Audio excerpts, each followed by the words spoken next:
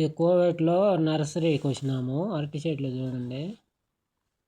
అరటి చెట్లు పెంచి ఇక్కడ అరటి చెట్లు ఏడ కాయలు కాస్తాయి, ఊరికే అలా పెంచుకుంటారు వాళ్ళు. ఈ కోవేట్లో వచ్చేసి సువేక్ అనే ప్రాంతంలో ఉంది ఇది.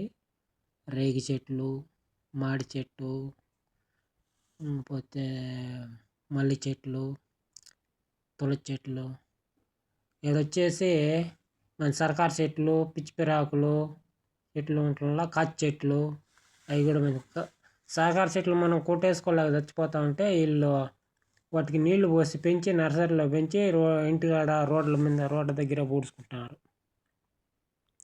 రంగురంగు కాగితాల పూలు, సగం గబ్బు చెట్లు ఉన్నాయి ఇక్కడ. గబ్బు చెట్లు, పరం చెట్టు, బొప్పాయి చెట్టు, బొప్పాయిలు అది కాసేది అవేలే.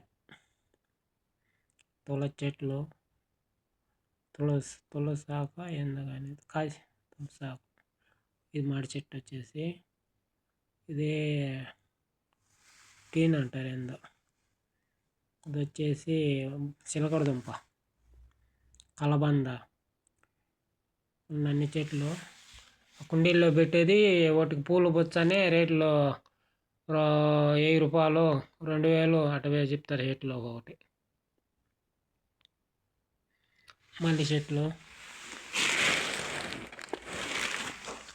మల్లి చెట్లు కొనుక్కోసాము, 8 చెట్లు కొనుక్కోసాము.